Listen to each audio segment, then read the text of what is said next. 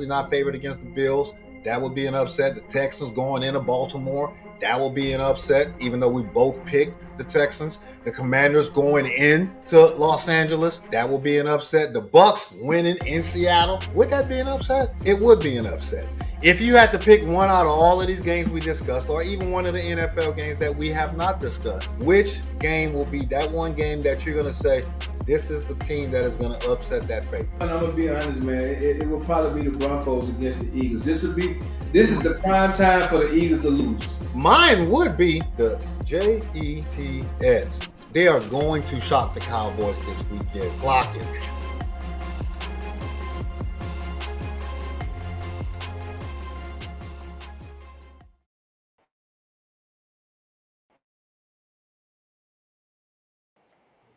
That opening was fire, bro. I like that. Drew, you live, bro. All right, Drew. Okay. Hey, welcome to the round table, family. Welcome. We are live here again. Hopefully, y'all got a chance to see that opening where Drew is wrong about my Cowboys losing, and and me picking the actual upset of the week, man. Welcome everybody to the round table where football. That's all we do. We talk about. There go my boy. He is back. Can you hear us now, Drew? Welcome everybody to the round table where football. That's all we do. We talk about. He's still frozen up. All right. Well, while Drew is still frozen up, he probably using that Boost Mobile. We're gonna go ahead and welcome everybody in. Troy, I see you. All right, you back? Can you hear us, Drew? Melissa, I see you. Y'all, please bear with us a little bit. We got some technical difficulties going on here. I can hear you. I can hear you now. You keep freezing. Bonsoir. Comment ça va? Can you hear me, good sir? Yeah, I can hear you, brother. Awesome. All righty. I don't understand why my Boost Mobile internet connection is not acting right tonight. But ladies and gentlemen, good evening. Welcome to the round table. Today is Tuesday, October the 7th, 2025. Bonsoir, comment ça va? I'm Drew, and I'm one of the two co-hosts. It seems like Griff is offline right now, or maybe it's just on my end. But I'm going to go until you tell me otherwise, Jordan. Welcome to tonight's episode of what's going to be a dynamic discussion on what happened in Week 5 of the National Football League and Week 6 of the NCAA. We had games that on paper looked like a lot of home teams were favored and should have taken care of business. They were favored by Vegas, but not so fast, my friend, as Mr. Lee Corso would love to say. That's why you play the game. And it seemed like at least 5 to 6 games where the traveling team, the underdog coming into the situation, so to speak, went into that hostile environment of their opponent's home stadium and came out with a huge quality dub. And we're going to talk about each and every single one of those games on this night. I am looking forward to the conversation. I am looking forward to the engagement. If we can maintain our connectivity, let's get after it. Let's get it. Shout out to everybody in the chat. Welcome. Thank you for joining us on Facebook Live, TikTok Live, and YouTube Live, regardless of the platform that you are joining us from on this evening. Thank you for sharing a little bit of your Tuesday evening with myself and Griff. Brother Griff, how are we doing on this fine Tuesday evening, good sir? Man, I am splendiferous today, man. I am. That's a big. Can That's you my hear big, me? that's my big word for the day. Splendiferous, I guess. I don't know if that's even a word, but hey, man, I had a great weekend. Alabama won this weekend. The Cowboys won this weekend. I blew you out in fantasy. Every prediction that I made for this weekend basically came to fruition, and I've been waiting. Troy talking about he want me to go suit up and play quarterback for the Raiders. He want me to take Geno's spot. So let's get into it, my brother.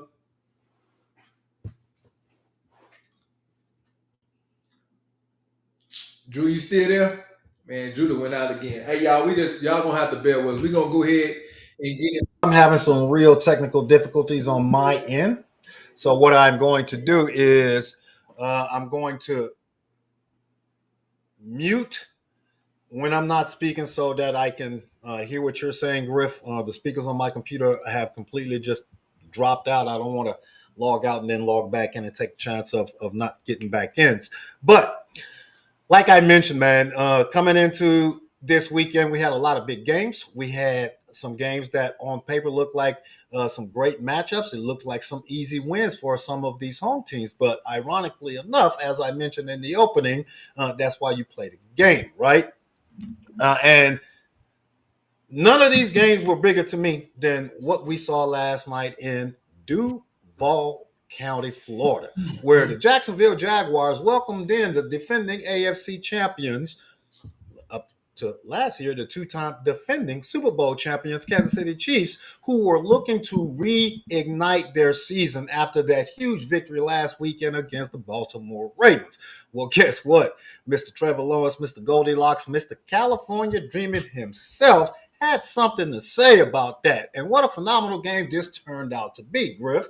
Now, based off of how you saw this game unfold, how the never say quit attitude or effort from both of these two teams late in the second half and going into the fourth quarter, you knew it was going to come down to, well, which team is going to have the ball last, which team is going to be able to generate that big play. And it just so happens that Mr. Lawrence with Brian Thomas Jr. on that huge pass completion on the last drive that led to that game-winning touchdown by Trevor Lawrence. How did this game show you that the Jacksonville Jaguars shall be a team that's going to have to be reckoned with in 2025? Well, they caught a wounded Chiefs team. Like we already said, that Mike Tyson effect is not there anymore. They had an opportunity, which I think the Chiefs did not do their clock management right at the back end. They gave Jacksonville way too much time on the back end to be able to drive the ball down the field. But Jacksonville proved that, hey, they can stand toe to toe. I mean, Trevor Lawrence shocked me last night as far as his performance. Definitely his legs. He was a little wiser. Instead of forcing certain passes, he elected to just take what the defense gave him and ran the ball and put his team in the best position for them to win, man. So it's still week 5. It's still kind of early, but they definitely letting it be known that, hey, they're a team to be reckoned with, and look out, Texans, because we ain't went nowhere.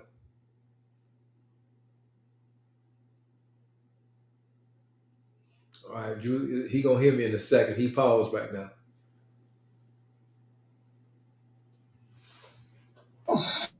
So, with that being said, and you're going to have to give me a minute to transition from audio to mic. So, you're going to see me going back and forth. With that being said, you're going to have to.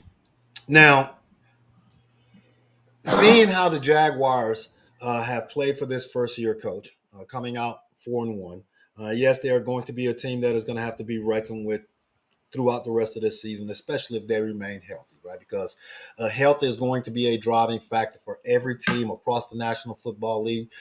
No matter you're a 1-4 team now or an 0-5 team now, Jets, but there is still hope because all it takes is one injury to one key player on any specific team to turn your season around, right? Depending on the division that you're in.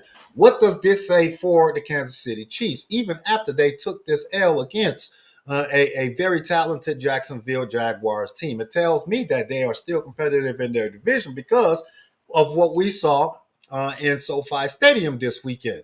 Also, what we saw in Philadelphia this weekend. This division is wide open as it pertains to the AFC West. Kansas City is not going to have a cakewalk. They're going to have to scratch, claw, and fight for every victory this year. They're going to have to hope that Troy's Raiders can play spoiler within a division by knocking off either Denver or the Los Angeles Chargers when they face up against each other at whatever point throughout the season.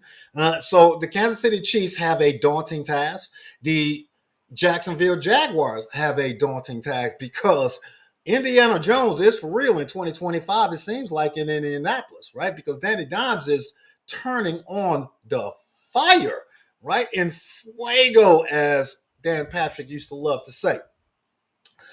What I am thoroughly impressed by is how good Trevor Lawrence took control of his team when the opportunity presented itself to go down and get a signature game winning drive when it really mattered. He had not had that opportunity in reality in his 4+ years in the National Football League. This was the first opportunity. It was on primetime Monday night, and it just so happened to be against the defending champions of your conference. What a better way than to reintroduce yourself, Mr. Lawrence. I am looking forward to seeing what these daggone Jaguars look like 4 weeks from now because Griff, they just might be the spoiler of all spoilers in 2025. But we are definitely going to see. Man, in the promo, in the intro, when I was having my little technical difficulties, you made mention that a lot of the predictions that we made on Friday night did not go well, especially for me. My predictions this weekend took a serious hit because I had a lot of trust and faith in the home teams. The home teams did not deliver in a majority of these games, except for one big home team that lives down there in Louisiana. The Who Dat Nation got that first victory for your favorite quarterback, your backup quarterback of all backup quarterbacks. So that's my one time, Darren, if you're on, that I'm going to mention the Saints tonight.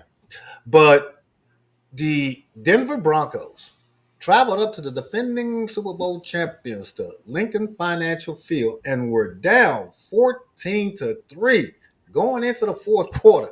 And lo and behold, the impossible happened. Philly gave up not only the lead, but gave the game away, 18 unanswered points, and did not put up a single point on the board themselves. Saquon had 93,000 yards last year. This year, he can't get out the driveway. What is going on with Philly's offense, Griff? Hey, how they say, last year money and this year money, or last year prices and this year's prices is different. You know, teams then geared up for Saquon. That's what they done prepared for, and they trying to force Jalen to beat them with his arm. So they stacking the box and putting pressure on Jalen, forcing him to pass that ball. Now, what I will say, Jalen did pass the ball this weekend, probably more so than he done all season, because that's what his fan base asked for. But I don't think Jalen and the offense failed this team. The defense failed this team. To allow Bo Nix to come back and like you said, those 18 unanswered points, especially that last drive to win the game. Again, that Jalen ain't on that side of the ball. The offense ain't on that side of the ball. Based off how the Eagles have played in the past, based off of that defense, how it was, 17 points is enough points to beat teams like the Broncos. Unfortunately, that defense got some chinks in his armor.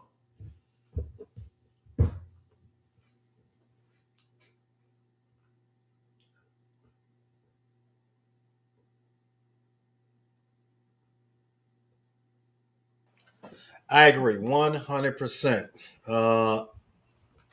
as it pertains to the defense failing in this situation, right? Because no matter who the opponent is, you have a 14-point lead going into the fourth quarter at your house with one of the best defenses in the league. Not what they did last year. Like you said, last year's money is not this year's money, but this year's defense is somewhat similar to what last year's defense resembled. You still have the ability to apply pressure up front with the front four. You still have the ability to blanket with the back seven. And you have difference makers on defense and on offense. So the Philadelphia Eagles have no reason other than we can hang our hat and excuses on, well, we have a new offensive coordinator. We're still getting that system into place. We'll be fine in late November, December, January, et cetera, et cetera, et cetera. But at the same time, you gave 18 points away in the fourth quarter to another NFL team. Now, that other NFL team, the Denver Broncos, are not a fluke of a team, right? You made mention of Bo Nix's ability to have success in the fourth quarter. He had an enormous amount of success again in the fourth quarter against that defense. They were tired, but Sean Payton is an offensive guru, and he had 3 complete quarters to figure out what that defense's weak spots were, those gaps. What has worked, what we know will not work because we've only put up 3 points. So he changed his philosophy heading into that fourth quarter. The great coaches are able to make those in-game adjustments play by play, series by series, and it eventually paid off for the Denver Broncos. Are you worried about the Philadelphia Eagles? I know everybody asks this question every week. What even though they winning, right? And I posed that poll question last weekend. It doesn't matter if Jalen Hurts is throwing for 80 yards as long as they are getting the dub, the Al Davis philosophy. Which is more important, the numbers or the dubs, right? Well, it eventually comes back to bite you when you don't utilize all of the weapons that you have available.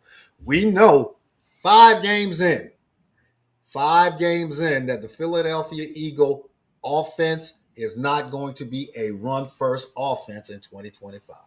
It is time for the offensive coordinator to ensure that he opens up his personal playbook, because it's not about getting the team accustomed to your playbook. It's about you become accustomed to the team and implement more passing game. I know Jalen Hurts threw the ball for 40 times this past game, and that gave them their first L. They did not run the ball enough.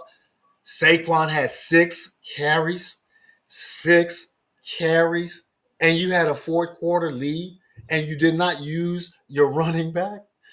It's like the Baltimore offensive coordinator was calling plays down in Philly this weekend for some reason. Man, I tell you, I'm not worried about the Eagles. They shall bounce back. No, AT&T fiber sucks, Troy. They shall bounce back against the G-men on Thursday night, in my opinion. But they have bigger issues if they are not able to establish the run. Because as Griff always says, you got to be able to run the ball to be able to be effective in the league. Denver is going to be there in the end. Denver is going to be not only a heartbreaker, but when I talked about them destroying the hopes of either Buffalo, Baltimore, or Kansas City a couple of weeks ago, it seems like they just may be one of those competing for a final position for the playoffs. All right, great game. Not surprised as to the result. Surprised as to how we got to the result.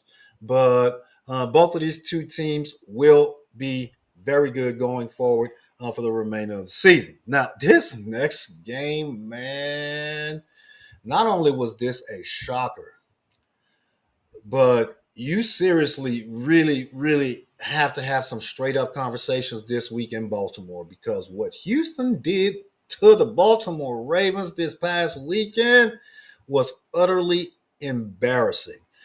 I have never, and I do mean never, seen a Baltimore defense get chewed up the way that they did this past weekend at their house. That offense is obviously inept with Lamar sideline. Griff, man, we talking about what's wrong with Philly. What is wrong with Baltimore? What I mean, and I'll give you a chance to pause it. But I told you first, the person that they had, they didn't have they didn't invest in a good backup quarterback to Lamar. I told you this on Friday. I said Cooper Rush is not that guy to carry this offense. Um, Took the running game out of the by the time that Houston put all these points up, the running game was basically taken out of the game. Derrick Henry couldn't even make an impact because of how C.J. Stroud. They made C.J. Stroud look like the C.J. Stroud of his rookie year. Uh, the Ravens secondary, man, was getting gashed, and the Texans was able to run the ball with Marks as well as Chubbs. Man, I mean, they basically this whole year didn't even seem like they had a running game. That seemed like one of the issues. But the Ravens defense on all levels was bad this weekend against the run as well as against the pass. And to me, that is a sign something is wrong in the locker room. Something is wrong with the coaching. And I think it's about to be some changes going on here, if not in the season, because they always got to point a finger at somebody, even if it's a coach, not the head coach, but they could be looking at the head coach at the end of the season. But probably some offensive or defensive coordinator is gonna get switched out. Like me and Jordan was talking about this. I don't like to hear this. Well, we got all these injuries because that's the excuse that all the Ravens fans. But guess what? Every team in the league got a whole bunch of injuries. That's why we pay these other guys to step up and come in and play. That was embarrassing at home on all levels. At least put up a fight. They didn't even put up a fight this weekend.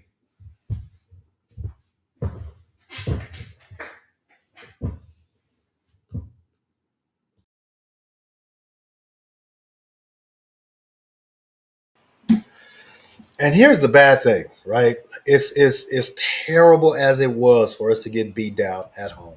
As terrible as it was for Cooper Rush to lead an offense to a whole 10 points and our defense to average giving up 40 plus now, it seems. Did you see the crowd? Did you see all of the empty seats? Did you see I could have walked into that stadium and put on a uniform and probably join special teams? It was terrible. Coaching changes. This is the one team that I have harped on coaching changes from the training camp time frame, and whether or not John Harbaugh. This was one of our first poll questions of the year. Whether or not John Harbaugh should be fired if the Baltimore Ravens don't make it to the Super Bowl. Well, let's revisit that. Obviously, that conversation is a legitimate conversation now. No matter he's had 18 successful years, nobody cares. It's what have you done for me lately, league. I've been saying the past 2 years that the offensive coordinator is not the guy because he does not utilize the weapons. He does not create plays. He does not manage series to maximize the talent that you have on the field during that series. You'll have Derrick Henry in the backfield when we are inside the 2-yard line and you can pass the ball 3 straight times. I'm never going to forget that. And then Lamar goes for it on 4th down and gets sacked.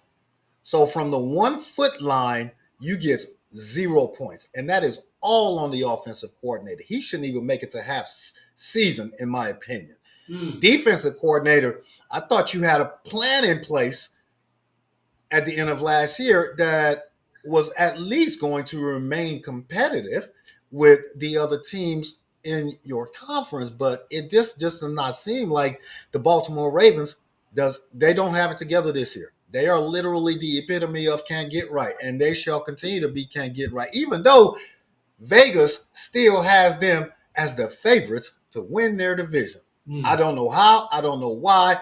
If you take that bet, that's a sucker bet. You're giving your money away because the Baltimore Ravens have shown you they cannot stop UCLA at this point. And we all saw what UCLA did with 2-day notice to prepare for a college opponent. The Baltimore Ravens defense is just like that. So enough about the Ravens. Jordan, I know that you are hurting. Karen, I know that you are frustrated, but I don't know if y'all can fix what ails you without making changes, both in the booth and on the sideline. Because I honestly believe that John Harbaugh has lost control of this particular team. Now, on to the next big game that happened this weekend that, we both settled on the home team winning this game simply because of what the home team has shown thus far this year. You had the Washington Commanders coming off of a fresh L against the Atlanta Falcons, traveling all the way to the left coast to take on the Los Angeles Chargers team that got beat down in New York the previous week against a G-Men team that nobody expected to win against a Chargers team with a very good defense. I won't say great. I wanted to say great, but a very good defense. So we both figured that even with Jaden Daniels coming back, that Washington was going to represent well, but the home team would eventually come out front. Well, guess what? JD5 said, "Hold my beer. Let me show you what I got. Sprained knee or not, I am the quarterback of the Washington Commanders, and we can travel anywhere and win against any team." And they did just that this past weekend against the Los Angeles Chargers team that many people believe that was going to be the cream of the crop in the AFC West this year. Griff, how surprised are you that Fred's Commanders, we them sirs, went into La La Land and took care of business? I thought Jalen was going to come back somewhat rusty, and I thought that Harbaugh was definitely going to have a plan in place. But the X factor was actually the Commanders establishing a running game. Again, people can say I'm a broken record all I want to, but again, the proof is in the numbers. Merritt had 150 yards rushing, 2 touchdowns. And when you do that, you can control the whole outcome of the game if you have a running game. And to have Jalen come back and perform the way he did after his shoe change, he was a little rusted in the first half, but after he changed his shoes, it looked like the Jalen Daniels that you love so much that played at LSU. So I was very shocked that this game was the score that the final score of the game, because I really just thought the Chargers was going to be able to, based off how they played all year, thought they was going to be able to make this a fight, but at home. Another team that they gave up a big win that on paper, they should have won this game. Herbert didn't show up the way we expect Herbert to show up. The Herbert that's been playing in the first half or the first few games did not show up this weekend. And the Chargers just look out of sync. We might have crowned them too soon.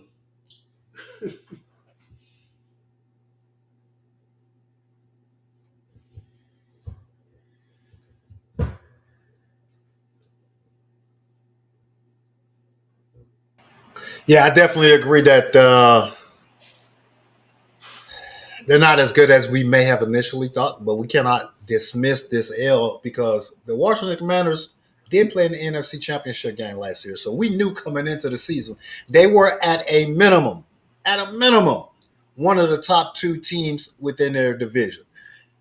They may end up still in the top two. They may end up at third, depending on how well Dallas turns it around. But at the same time, uh, the return of Jaden Daniels just shows you that the Washington Commanders take it to a completely different gear when he is playing at quarterback. McLaurin is still out, as you mentioned, but they had a lot of success passing that ball up and down the field to play keep away from Jim Harbaugh's offense and the defense that the Chargers came into the game with that many believe was one of the top tier defenses and still may be in the National Football League, was not effective at all at stopping, at limiting, at caging in Jaden Daniels when he needed to get outside of the pocket and get necessary yards. He did just that and picked his poison, right? Took a couple of unnecessary chances, especially being the first game back after injury. But JD5 is JD5 for a reason. He is that kid, Jaden, and he's going to lead Washington, as long as he remains healthy, into a deep late season run to where we'll be talking about them for Christmas and New Year's and possibly late in January. So great game. I'm not surprised as to the outcome. The margin was surprising. I believe that the Los Angeles Chargers, this was their lay and egg game. A lot of teams laid an egg this weekend that were projected to win.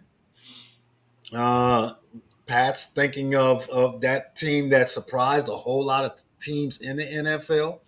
And this was another one of those wake-up calls for the rest of the teams in the NFL. Chargers may not be as good as we initially thought. The Commanders could possibly be as good as we thought, even with McLaurin sidelined for a little bit, because this was a huge victory to be able to go into SoFi Stadium and beat a Los Angeles Chargers team that many people believe are going to have a deep run into the playoffs. So kudos to the Commanders. Kudos to Fred's We Them Sirs. JD5 is back. I'm not sure as to when McLaurin is going to be back, but I'm looking forward to seeing how the Commanders progress going forward. You got anything you'd like to add before we move on to the next one?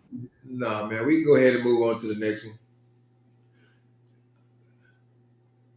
Daggone Troy talking about JD5 is the best quarterback in our division. Really? All right, so Drew, we got this one up on the screen right now. We got the Patriots and the Bills. And another one of those games that everybody picked the Bills to win this game. He's not lying. I pick him over Dakota Wayne Prescott. Here we go, man. No comment. I'm gonna let it go. No comment. No. Say that again. No comment. No comment, man. All right, man. I know your internet is there's some delays in the internet, so I'm gonna let it go. All right. Okay. All right. Let us move on.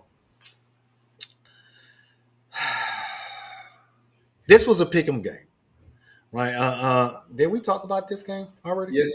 Yes, we did, and I picked the Patriots. Or did we skip this game? Skipped it. We skipped this game. I didn't hear you say that again. I said we skipped this game. I was gonna bring that up, and we didn't go over it because this should have been an upfront. Okay. All right. I said we skipped this game. I was gonna bring that up, and we didn't go over it because this should have been an upfront. Okay. All right. All right. I'm completely out of sync, boy, when I can't hear in real time. Now, this game, this was not surprising. You called it that this was a possible upset. The Patriots are a team that is going to be a spoiler this year. They did go into Archer Park and take on what many people believe to be the best team in the NFL. Baltimore or the Buffalo Bills were one of the two remaining undefeated teams. There are no more undefeated teams in the National Football League after Week 5. Everybody has at least one L. And the Patriots did what many teams have been able to do throughout this early season is win in your opponent's stadium, win in dramatic comeback fashion, and win as you are walking off the field. This was an exciting game on Sunday night. I am extremely eager to see what the Patriots look like come Thanksgiving time. Are they actually going to be competing for an AFC playoff spot? Or are they going to just play the role of spoiler? They haven't made that leap. Can Matt Gravel have that phenomenal first year that everyone would love for him to have? Can Drake May have a huge leap from his rookie year into a sophomore skyrocket projection, so to speak, as compared to how Jaden Daniels performed last year? Can Drake May have a similar type of year? This does not change anything for me about the Buffalo Bills. They're still the best team in the AFC. It just lets you know that they're not going to have a cakewalk throughout their division this year, right? Even the Jets having a terrible weekend will eventually get right and could get their first victory against a divisional rival. How do you think this game showed the rest of the league that the New England Patriots may be a team that could be a spoiler this year? So I'm glad you asked me that question. I'm gonna go ahead and respond to Troy first. Troy asked me, "How did I know that the Patriots is gonna win this game?" On Friday, once I said I like what Graber has done with the defense, which the defense caused plenty of turnovers in this game. But I also like Drake May. I'm not sold on the Bills, to be honest. The Bills been playing, again, starting off with the first game of the season against the Ravens. I have no faith in the Bills defense. And they won Josh Allen injury away from being, let's not even talking about this squad, because that's the only person that carried this team is Josh Allen and Cooks in the backfield. And again, the way we've been having all these injuries. But I knew, I said it on Friday, that Drake May was going to be the difference. And he was able to lead his team on that last minute drive to kick that field goal to win the game. Also, it was the revenge game for Stephon Diggs. And what he do? He put up 146 yards against his old squad. Uh, the Bills, they might still be around and they'll be in the playoffs and stuff like that. But I'm not so. And I think their Achilles heel is their defense. And that's why I picked them, Troy. The Patriots over the Bills.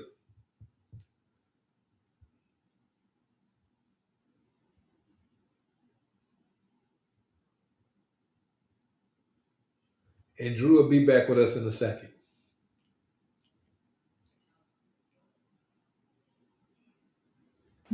And Drew will be back with us in a second.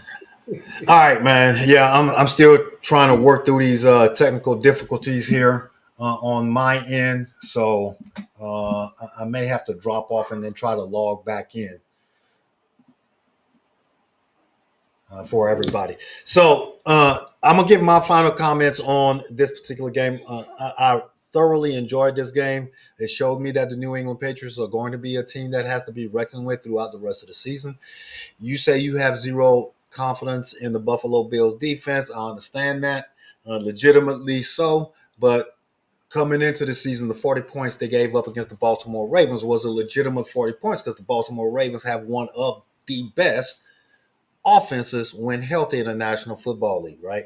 And this was week one where, every team is still trying to figure it out, so that high scoring game just showed that two offenses were ahead of the defense at that particular time. Like I said, the Buffalo Bills are still the team in the AFC for me. They are still the team that everybody has to shoot for and try to knock off on that mountain right now. But again, just like with every other team, we'll revisit post Halloween around Thanksgiving time to see if people are still healthy. You may mention that the Bills are one injury away from a key player, whether it's Josh Allen, whether it's Cook, whether it's my man, I forget his name, the receiver from Florida State last year, Keon Coleman. Yeah, Coleman. So, for lack of a better words, man, both of these teams could be in the playoffs at the end of this year. But again, very good game. Very good games thus far this year. All right, let us move on to the next big game that, man, you talk about redemption story. You talk about second chance. You talking about me finding my second act, so to speak. Both of these two quarterbacks for these two teams led these two teams to a phenomenal game where the Bucks could be for real, for real, for real. Not just a playoff team, not just a team that could win a game in the playoffs and possibly sneak into the championship game. The Bucks could be a team good enough to take it all the way to the Super Bowl this year. Is Baker ready to lead his team to the big dance? Because going into Seattle against Coach McDonald's defense that has been pretty solid thus far this year shows me that the Bucks, and this is right on the heels of playing the Philadelphia Eagles to almost a standstill last week. There was no letdown, right? We expected the 12th man to be the difference. We expected Seattle's offense to kind of take advantage of some of the defensive injuries that the Cats or that the Tampa Bay Buccaneers had. We expected some of the injuries that they have on offense, especially in the passing game, to impact whether or not Tampa Bay would have the amount of success that they had, right? With Mike Evans out, with the offensive line having its issues. How surprised were you that Tampa Bay put up the amount of points that they put up? Not that they won, because we both knew that they had the ability to go into Seattle and win this game. But how surprised were you as to the fashion and the ease as to which they put up 48 points? I was truly shocked by both defenses, man. I thought both defenses was much better than this, but it gears. It just goes to show how good the two quarterbacks are. You talk about redemption. Uh, Sam Darnold and Baker Mayfield was the two jokes of NFL for a while when it came to quarterbacks. And again, getting in different programs under different coaches, these guys have flourished. Uh, Baker Mayfield, I mean, you say they might be, that team to be well, they'll make it to the playoffs because they're in your division. Your division sucks, but but they the first team in NFL history to win 5 games in the last minutes of the game in consecutive weeks. 4 out of the last 5 games, man, that say a whole lot about Baker Mayfield and his ability to not crack under pressure.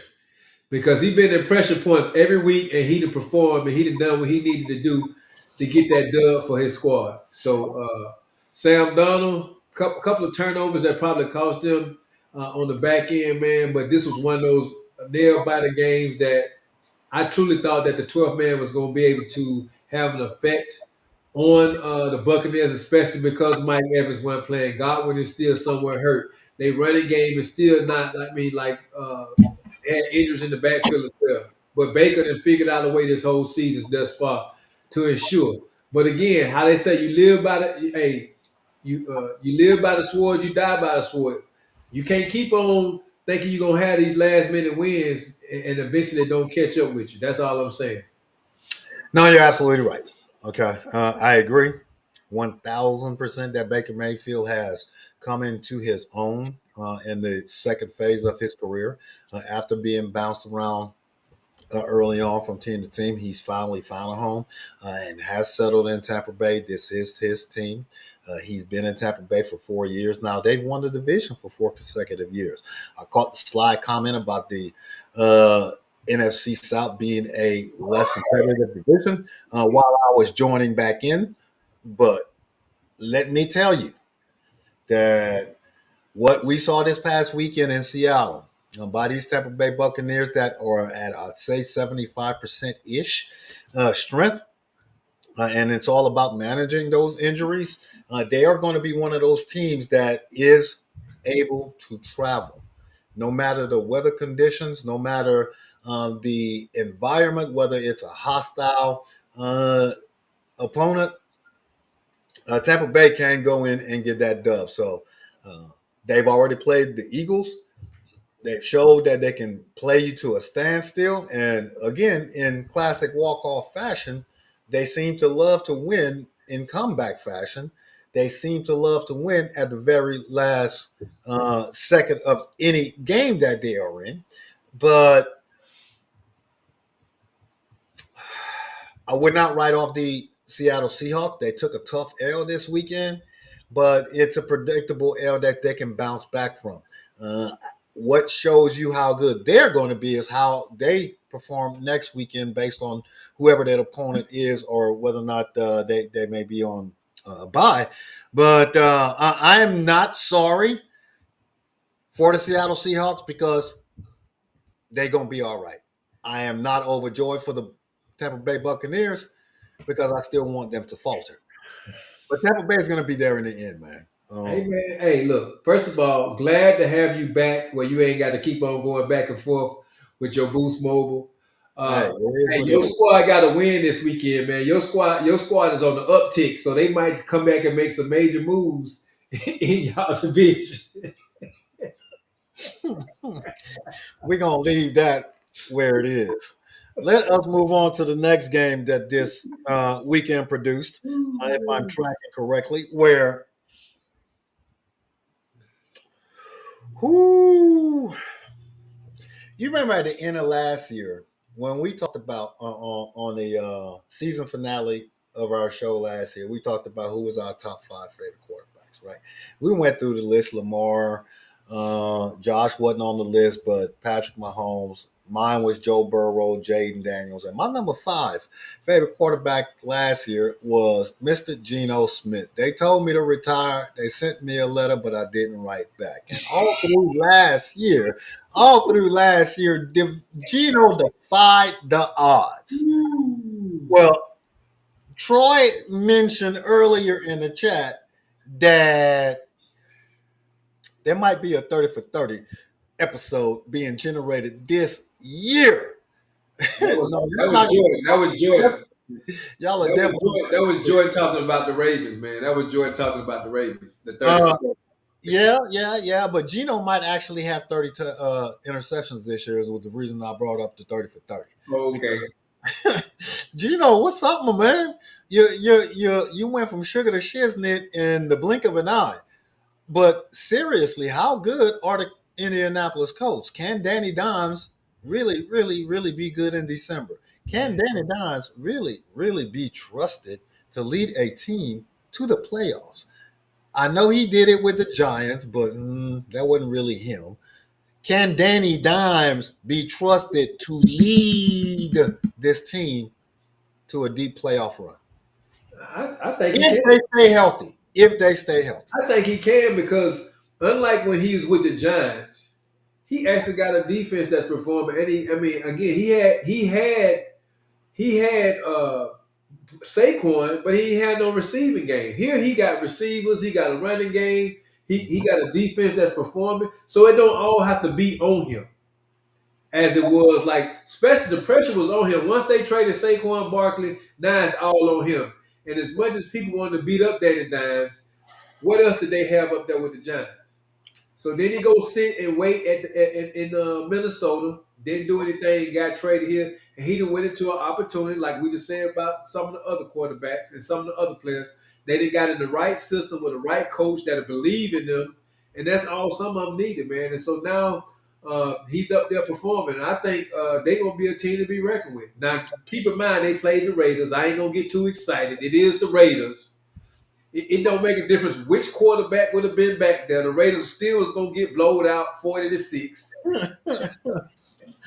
So I do want to see him play a couple of other some of the more competitive teams within the AFC, but right now they the team to beat in the AFC.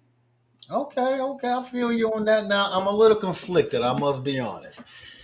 Because it seemed like he was making an excuse for Daniel Jones's piss poor performance after he got that $40 million a year contract and the team decided not to pay Saquon. It wasn't that Danny Dimes didn't have quality receivers. Ugh. Drew, but is it his fault? Let me ask you: is it his fault he got that contract and No, Saquon of didn't course get paid? not. So you can't be upset with him I'm that not he. upset with him. Yeah. Okay. I'm I not was upset. But what I am upset with is that people try to make an excuse for his piss poor performance. The money ain't got nothing to do with you performing on the field. And I said it other was a than system. It was a system. Remember, I said it was a system. really, Yeah, because it so don't seem like. Brian Daboll's system is not conducive to produce success. Let's just say it ain't looking too good. That's all I'm gonna say. He's looking too good. I got you, man.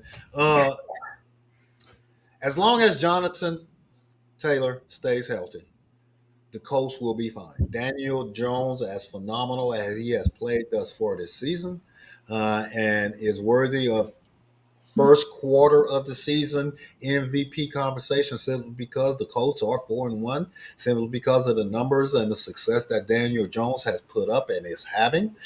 He is worthy of that conversation. Whether or not I believe that Daniel Jones can sustain this for the rest of the year, no, I do not, because history has shown me that he cannot.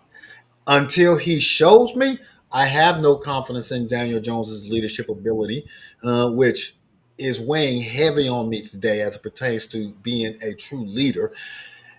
That his on the field talent can lead this team in 2025 to a deep playoff run. But phenomenal start to the year for the Indianapolis Colts. I give them all of the kudos that they so rightfully deserve. As long as they stay healthy, they will be competitive, not only in their division, no matter what Jacksonville does or whether or not Houston improves, or for some strange reason, Cam Ward reignites the Tennessee Titans after they get their first dub this weekend. They played the Cardinals. Yeah, come on now, don't give them. Hey, you already know how I feel about that squad too. They Oh, look, they snapped bro, the ball into the quarterback head. Man, it's so many teams that truly cannot get right. It is like, what did y'all do this off season? I Man, mean, is there any off season program that we do not sidetrack? did you see when they got the interception, fumbled the ball, and then the Tennessee Titans recovered the ball in the end zone for a touchdown? Yeah, yeah, Man, it looked like some bro. They look like straight Pop Warner, bad news bears type stuff, man. The Cardinals are vastly becoming a team that is not to be considered serious. hey, They before we do it. move on, Drew, before we move, I just want to tell Troy, don't be so hard on your team, man. You talk 11 people from the nursing home can score on your defense. Don't be so hard on your team. Oh, Go ahead, man. Troy, you made mention a few minutes ago that the Las Vegas Raiders should have or should trade for Shadur Sanders to bring him in to replace Geno Smith. One, you had your opportunity in April. I believe every team had that same opportunity at least 7 times, depending on the number of draft picks you have. So don't cry about what you have now. Pete Carroll has chosen to ride with Geno Smith. Geno Smith has been his guy for years now, and Geno Smith is going to be your guy for the remainder of 2025. So it is what it is. I gave y'all some hope at the very beginning of the season because you looked like you could possibly be something, but it seems like you're going to be the same old Raiders doing the same old They're things. gonna have that first round pick. They're gonna have that first round draft pick. They're gonna have the first pick of the draft. They can draft the Manning kid. Oh, he ain't coming. He ain't coming out this year. He ain't coming. He ain't coming out this year. Man, all right, man. Let us move on. Let us move on. Oh man, the next big game that took place this past weekend happened across the pond, where Dylan Gabriel got his opportunity to have his first career start, and the Cleveland Browns played a very good Minnesota Vikings team that had its own quarterback issues that they have been you know going through over the past several weeks with McCarthy's entry. And Carson Wentz did just enough to keep this team above water and get this dub against a rookie quarterback. Now, we know Cleveland's defense is a very good defense no matter Cleveland's record. What did Dylan Gabriel show you that gives the dog pound any confidence that if he stays healthy, they can be competitive in their division? Because as of right now, don't nobody know what the heck is going on in the AFC North. Can Cleveland, with this big move they made today, can Cleveland salvage their year? And can these two quarterbacks, because they're both gonna get time, I'm convinced of that. Can these two quarterbacks lead the Cleveland Browns to 9-7? I'm gonna be honest, Drew. I think they can, based off of how their division is going right now. It ain't like you got one team that's just on top of the world in that division. When you look at that division, look at the Ravens, look at the Bengals. Hey man, and you got the Steelers there, so With they do another have. 40-year-old quarterback. Yeah, I think they have a chance, man. What I saw with this team was, let me tell you two things I saw. He showed me that he can move the offense. What I did like the most about the Browns, they was that Quinshawn Judkins, man. That boy was running that ball, and they giving him more touches. With the defense, again, I'm a big guy, maybe by default because I love to run the ball, play running back. They look like a pretty good team, man. The that last drive when Wentz was able to get them down there and score, whatever, the defense was still playing good. But I like what I saw in this game. Even though they lost, they still can be a contender in their division. Yeah, I agree. And real quick, no other heart. Where's Deshaun? Deshaun is a newlywed, newly married, Getting recovering paid. for his Achilles heel last year, as we all remember. So we knew coming into the 2025 season, he was going to be out for the year. And, like Griff said, enjoying that $230 million contract, cheering the Browns on from the house because I'm pretty sure he doesn't even go to the games. But yeah, the Cleveland Browns do have an opportunity to keep it interesting, keep it engaging throughout this year. I don't believe they have enough weapons on either offense or defense to be real contenders in their division, because Baltimore, when Lamar does come back, is eventually, if they stay healthy, going to get their act together. And it'll be between them and the Steelers if Aaron remains healthy, because the Steelers just find a way. It doesn't matter what we come to the barbecue with.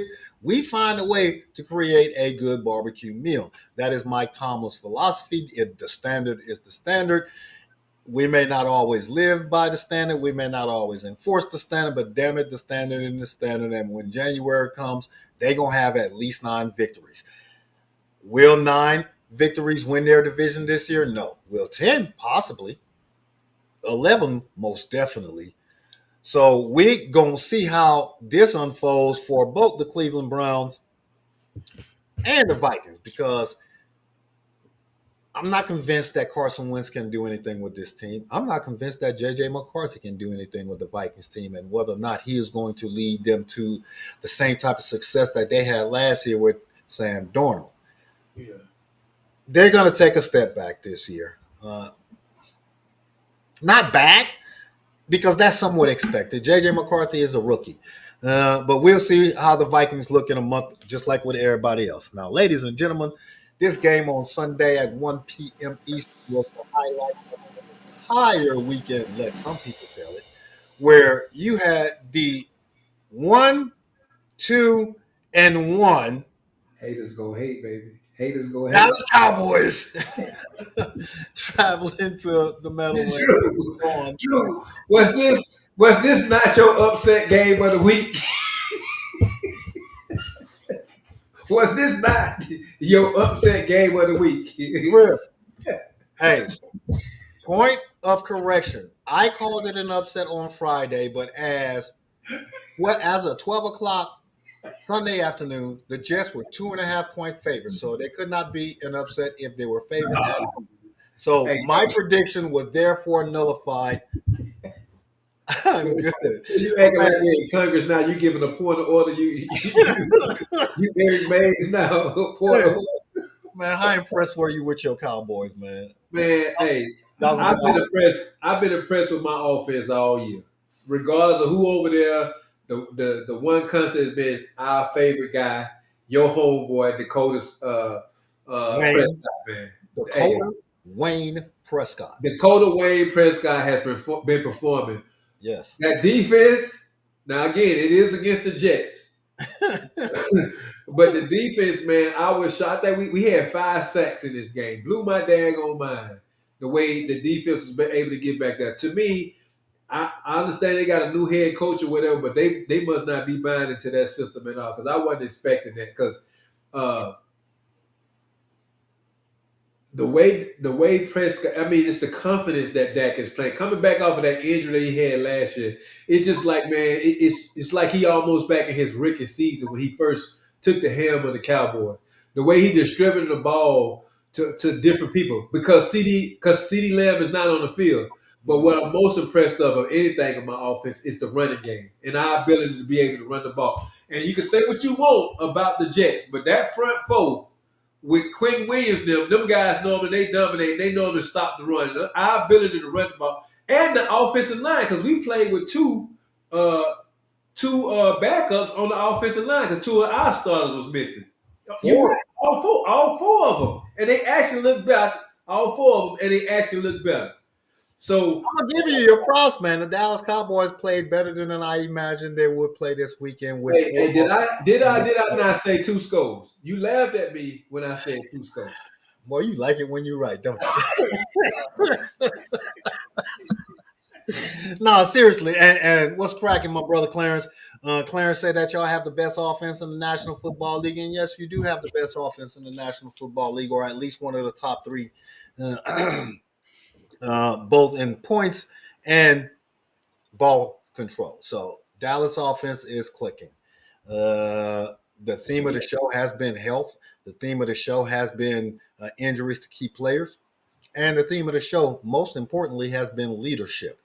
That is the leader of this team. We all know that, has been for years. He has not always shown it and taken control as the leader when you wanted him to or when you needed him to. But it seems that even though he's not trying to put his stamp on the leadership traits, his on the field performance shows you that he is in complete and total control of this new offense, ladies and gentlemen. This is a rookie head coach himself that Dakota Wayne Prescott is working with, and Brian Schottenheimer. So I have to give Dallas the credit in that aspect. Now, I made mention you were 1-2-1 coming into this game, which means that your defense sucks. 3 games out of the 5 games, your defense has played terrible. At a minimum, 3 games out of the 5 games, your They played defense. terrible in all the games. I ain't gonna sit up here in front. They didn't play terrible, even in this one. Uh, The Jets shouldn't have had no 22 points in this game. hmm, My secondary sucked, man. I'm just gonna be, and we still have the inability to to stop the run because they running back still got over 100 yards running the ball in this game. well, I mean, Brees Hall is expected to just have a good offense in 2025, right? I said it on Friday that they're averaging almost 30 points a game themselves. So I thought coming into this game, this was going to be a high scoring and offensive type of game. I thought coming into this game that the Jets were going to be able to get their first dub of the year because So they disrespectful. have those key playmakers on defense. But again, the Jets are the Jets. They're gonna do what Jets do, but Aaron Glenn is still on path to have that team where he wants them at the end of the year respectable and to make that big transition in 2026. But Okay. congratulations to them boys. Y'all got that dub. Y'all are back. You're going to the Super Bowl. It's all about It's our year, baby. It's our year. It's our year. they Hey, beat the Melissa, Jets. Melissa said Dak been listening to some affirmations on Audible. Hey, whatever it takes, my man. Whatever it takes to get us from point A to point B. If that's what it takes to improve my game, for me to lock in and to distribute the ball Hey, with the addition of go to zipping sleep every 2025 night. that I didn't have in previous years, let's get it, man. I go to sleep So, every night listening to meditation as I go to sleep. I listen to meditation too, so I yes, sent that sir. I sent that advice to Dak and it's working. Hey, way to take care of your quarterback because that's my quarterback. That's right. Thursday night, man, we have a battle of the NFC East heading into Week 6 of the National Football League between the Philadelphia Eagles and the New York Football Giants. I mentioned at the top of the show when we talked about the Eagles game that they should be able to bounce back against a Giants team that just came off of that fresh L they took down in NOLA this past weekend. 5 turnovers. So with this initial success that Jackson Dart had in his first start against a very good Los Angeles Chargers defense, he has an opportunity to redeem himself somewhat against a defense in the Philadelphia Eagles that is going to be salty this upcoming Thursday. Do you think Vangio is just going to bring a lot of pressure? Do you think Vangio is just going to play his base defense and rely on the front four to apply the necessary pressure? Because we're both going to pick the Eagles, got it. But can the defense correct what they messed up in the fourth quarter? And can the offense actually have some running success in this game for you? As far as you talking about the Eagles offense or From the the Giants? Eagles' perspective, yes.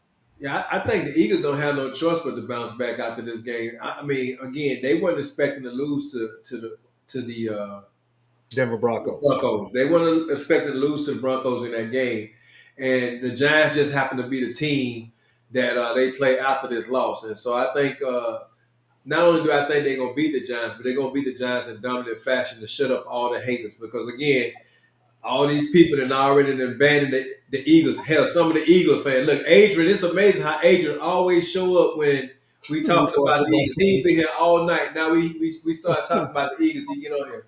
Talking But about what's up, fellas. I Good knew evening. quite a few Eagle fans that wrote the team off after they lost to Broncos, and that just show you how people shift like the wind. But I personally don't see the Giants. I think that one game, his first game when he came in, Jackson Dart came in. I got it. They won that game, but I just see I see more pain for them the rest of this season within our division, and the Eagles is going to make a statement to let everybody know that they still on top in NFC. As far as consistent as a lot of these very good teams are, the Philadelphia Eagles, the Buffalo Bills, the Kansas City Chiefs, we've come to expect certain things from them.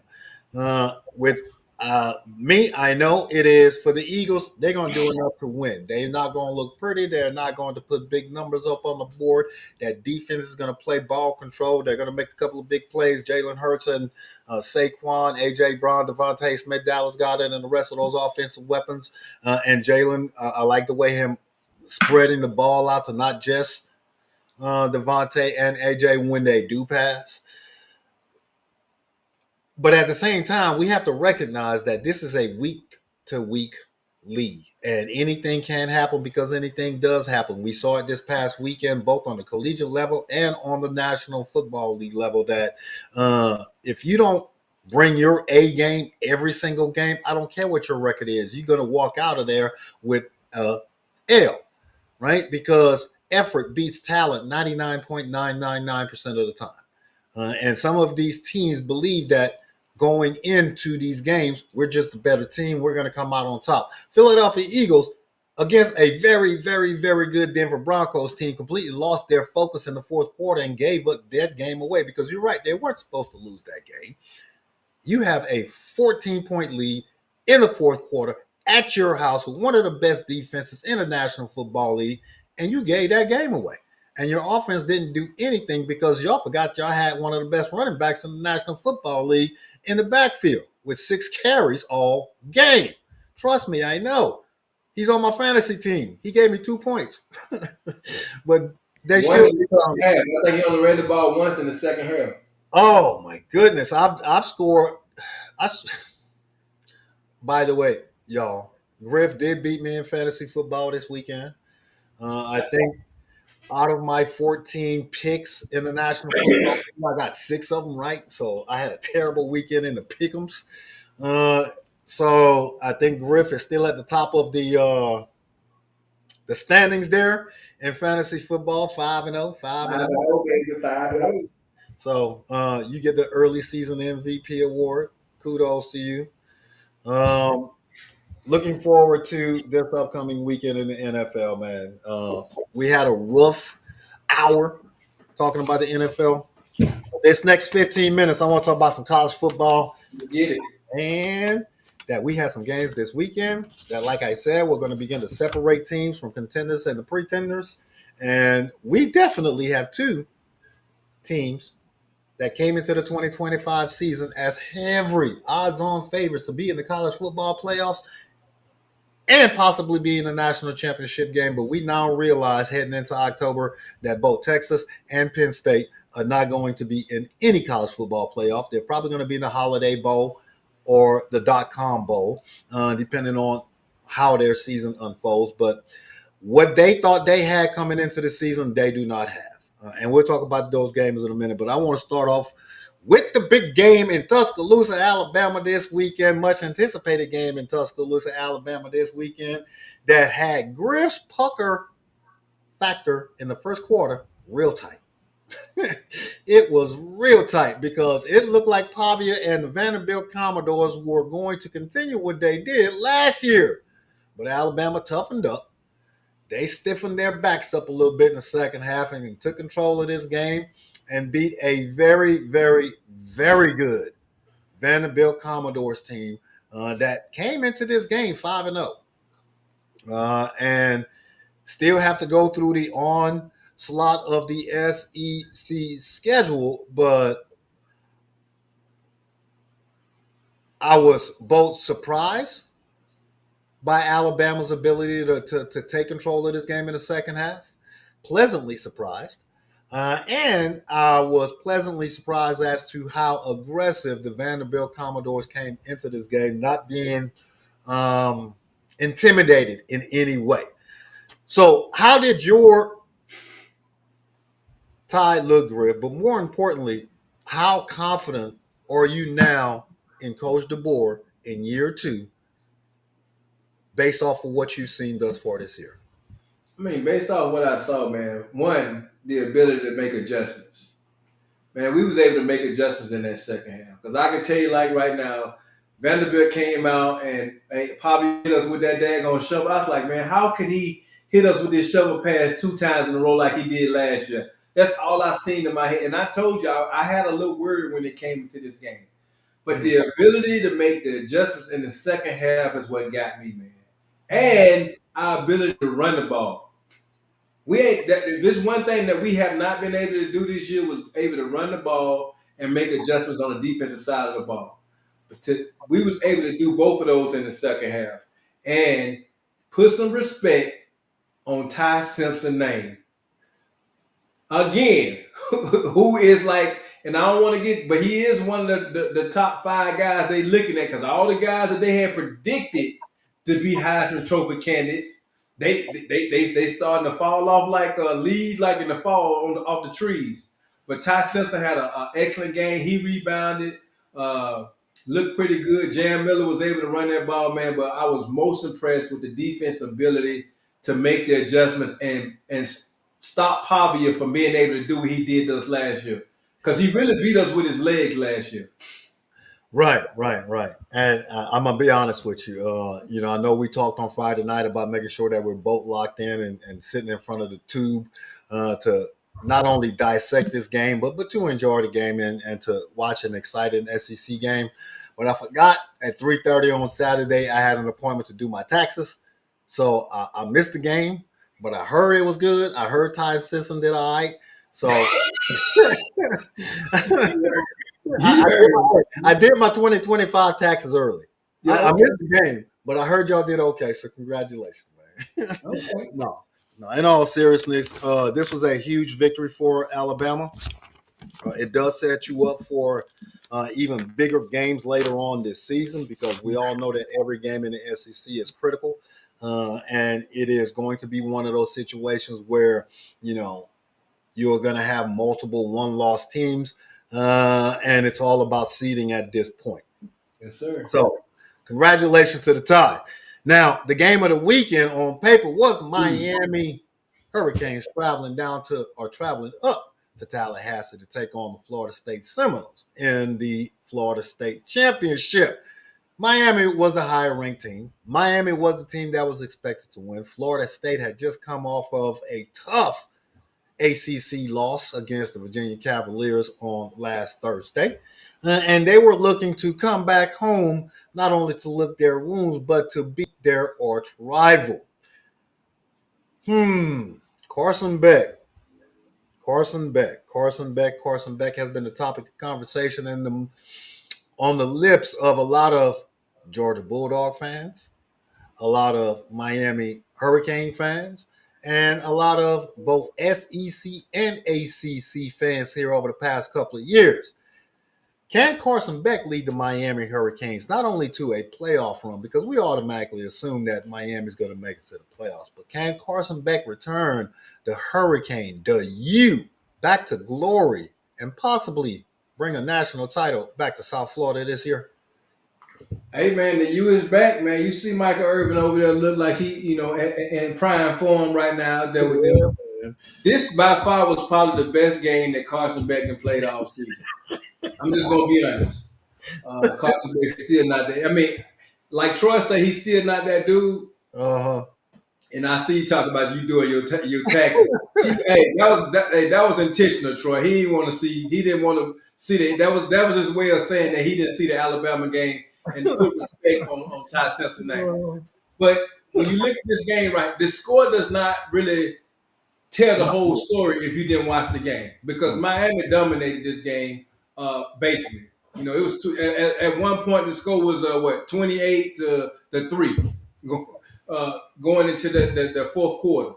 But by far, this was probably the best game that Carson Beck played all season, because I was like, man, they gave him all this NIL money, but he showed them improving it to me. The defense and the running game was the thing.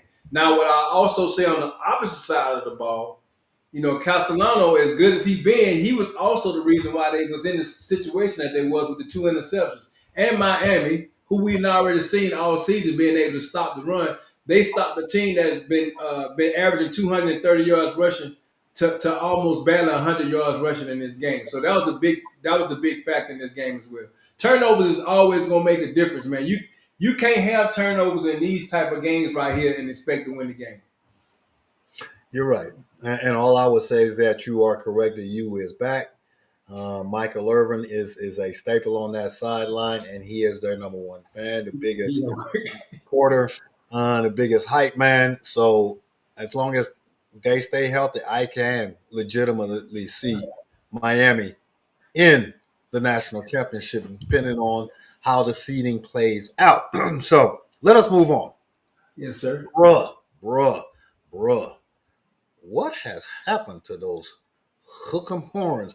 Where Fred at? You got some explaining to do, my man. What has happened to the Arch Manning era in Austin, Texas being the next big thing? They have completely not only fallen off the wagon, but their season can completely end this weekend in the Red River rivalry against Oklahoma. Ooh, and Oklahoma look like they actually good this year too. Man, What? I'm gonna be honest with you, bro. They weekend will end this weekend, and here's the thing: He said their year will end this weekend. it's gonna end this weekend, man, because Oklahoma is a much better team. I don't even want to talk about Arch Manning. It ain't just Arch Manning. They offensive It's the whole line, team. the offensive line is not good. They don't have any dogs. You got to think all the key receivers that they had last year, they all in the league right now.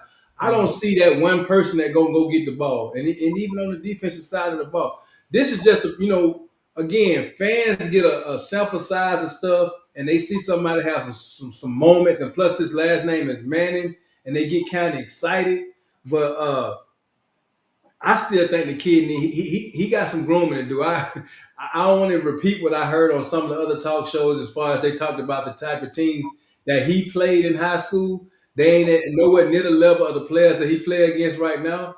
But they have a whole bunch of problems over there in Texas. It ain't just Arch Manning. And I mean, I wouldn't be surprised if Caldwell don't be starting by the end of this season. No. Sark is going to ride this out with Arch. No. And I was surprised by the level of talent that he competed against in high school as well, because if he played in New Orleans, the talent in New Orleans is top notch. You have some very, very good schools in that area, produce a lot of current and past NFL players. So some of those video clips that I saw this past weekend, where I was like, man, are you playing against that? Yeah. That must have been homecoming for y'all, because that team looked somewhat diminished. They look like them little what's that little when we had the football little man on the thing and the vibrate thing and the little man just be moving around. Oh yeah. I'm trying to be respectful. Hey But Troy, what this game did was it saved the job of Billy Neighbors, at least for a little bit. And it's still the University of Florida. It's still those Gators, and you have to take them seriously. So Texas going down to Florida as the number 9 ranked team in the country, losing only to Ohio State in the season opener, and taking this L is embarrassing for the Longhorns. And yes, their season may end as it pertains to being competitive this weekend against the Oklahoma Sooners.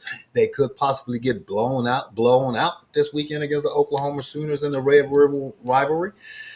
We shall see. We'll talk about that game more on Friday, but I am happy for the Florida. No, I'm not. Moving on. Penn State. Mm. I made a comparison last week between Penn State and the Baltimore Ravens, right? As both of those two teams can't get right. Both of those two teams have the talent, but they just can't win the big game. Well, this past weekend showed that neither one of these two teams are trying to win. UCLA did not have a coaching staff at this time last week. They didn't have a head coach. They named somebody on Wednesday afternoon and said, all right, go on, prepare, see what you can do against a Penn State team that until the game against Oregon was averaging giving up 5 points a game. They lost to Oregon in overtime. Expected. Oregon is a very good team. Well, what Penn State did on defense this past weekend was something that no one saw coming. I can't even blame Coach Franklin, but maybe I can, and I most definitely will. It only cements or adds another nail into your coaching coffin when people bring up the argument about winning big games. Both Texas and Penn State came into the season ranked number one, ranked number two. Neither one of them are ranked right now. I don't believe neither one of them will be ranked at the end of the year because they're going to continue to take more L's in their conference, respectively. So, more disappointment for Nittany Lion fans. Is Franklin the coach to get them over the hump? Nah. Look, No. I mean, I saw where it said James Franklin and the coach for UCLA, they both had the same record when it comes to beating ranked teams. When it comes to in the AP poll, man. Let me tell you this: this is coaching. Because again, Penn State thinking, okay, UCLA, they in disarray. They just fired the head coach, the staffing. There's no way that we can go into this game and lose this game. And those kids down there prove that this is what happens when you look past people. Because everybody had already said that Penn State was going to blow this team out. Not only did UCLA come out there swinging, they came out swinging with, they was throwing haymakers in this game. And Penn State thought, okay, we can stay in this game. We can come back. We can fight. But again, they played a wounded dog, man, and they had a wounded dog backed into the corner. And UCLA had everything to gain and nothing to lose from this game. And James Franklin, this might be one of them things that how the boosters and the fans get to where they be like, hey. The James Franklin experience is over, especially after this loss right here. Yeah, I believe a lot of big name coaches are going to be departing after this upcoming season from where they currently are. Brian Kelly being one of them.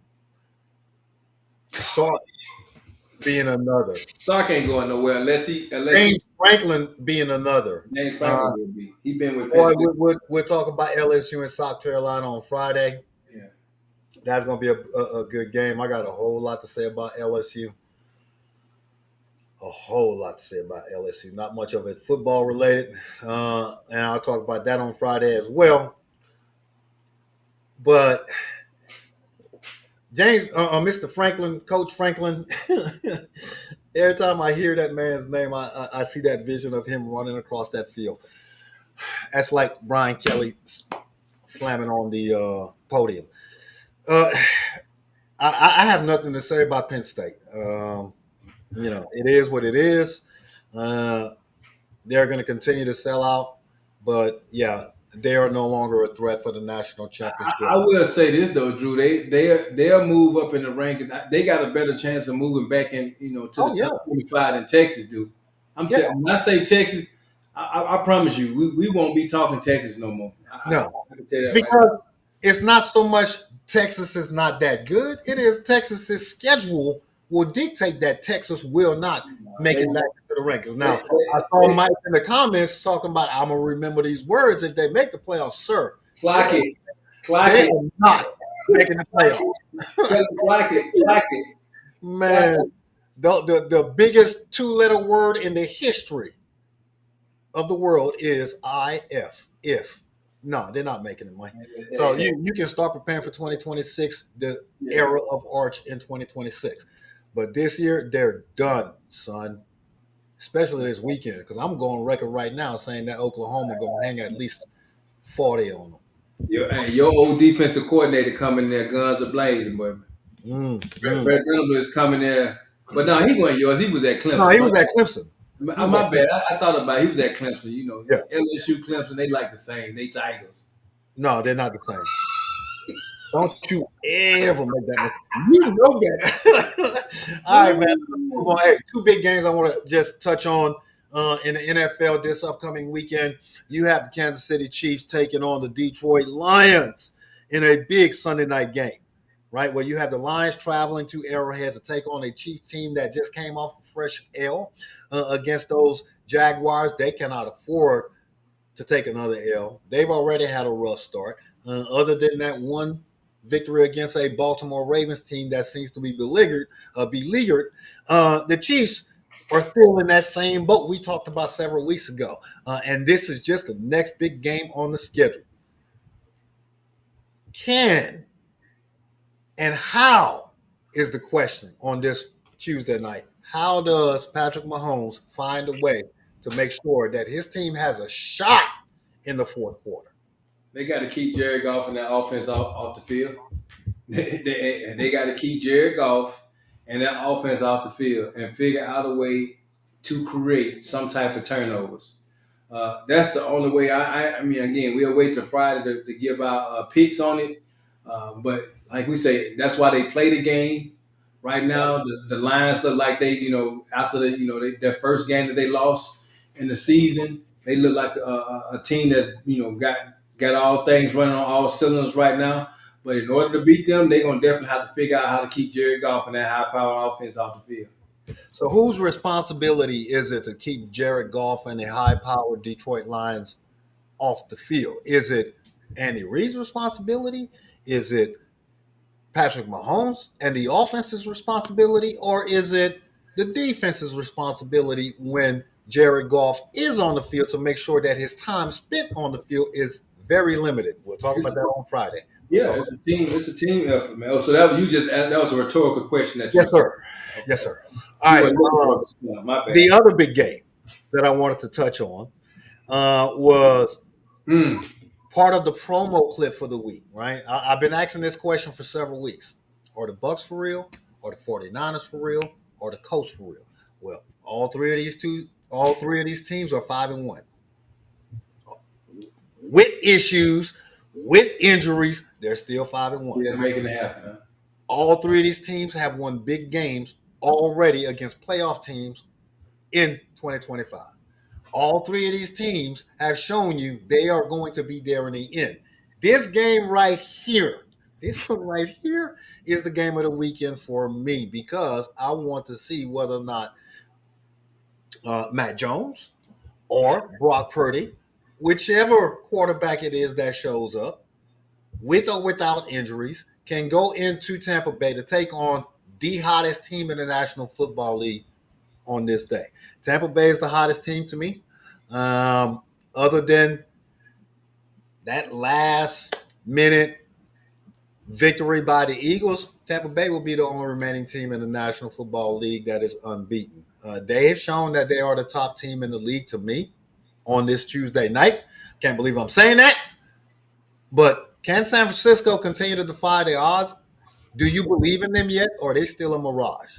Which one is it? No, I think they can go down there and do it, man. Again, Baker and them, I hear what you said about Baker, but Baker and them been living on the edge themselves. Yeah, for real. And Mac Jones had that suit on, that post game suit, looked like one I had got from Korea back in 1990. Hey, Mac up the weather, man. Mac know how to win, man. So it's a possibility. I like this matchup right here. I like this matchup. One, because how early in the season it is, and this game right here could have a lot of post game ramifications from this one. So I'm looking forward to this one. Yeah, I'm looking forward to this one as well. I'll save my commentary for this one on Friday. This is going to be the game of the weekend to me because it's hard to pick. And the level of excitement that the Tampa Bay Buccaneers have brought to the 2025 season, where they're going to play all 60 minutes, was what we as fans want. And it's very rare that you find a season where the first 5 games have been impacted the way that these first 5 games have been impacted across the league, where you've had multiple game-winning kicks in the same day, multiple interceptions that are taken back for pick sixes in the same day across the league. Multiple games where field goals are being blocked, extra points are being blocked, punts are being blocked, all being returned for touchdowns or 2 points on the opposite side. It is not the traditional offense marches down the field, scores a touchdown, defense forces a 3-and-out. You get a field goal here and there. We are getting points put up on the board in every possible way. What we saw Sean Payton do against the Philadelphia Eagles in the fourth quarter, where he was like, "You think I didn't come to win? We going for two. Damn a tie." Early in the fourth, I'm like, okay, this is what 2025 should look like. And again, knock on wood, the officiating has not been a major factor thus far this year. We've had some forgays in this, especially in last night's game between the Chiefs and the Jaguars a little bit early, but it did not negatively affect the outcome of the game. So I'm looking forward. That ain't what Mahomes said. He was looking for Mahomes said referees were cheating. He said the referees were cheating against them. Yeah. Okay. Whatever.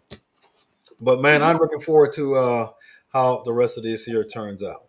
Thank you all for sticking with us for these past 90 minutes as I dealt with my connectivity and technical difficulties early in the show. Kind of extended us out a little bit, but the conversation is always lively. So I appreciate y'all hanging out with us for these past 90 minutes. Griff, you got anything for the roundtable before we depart for the evening? Man, as always, man, I appreciate everybody for being here. Thank y'all for the commentary. Y'all commentary mean the world. Thank y'all, as Drew said, for sticking with us while he was trying to figure out his Boost mobile system.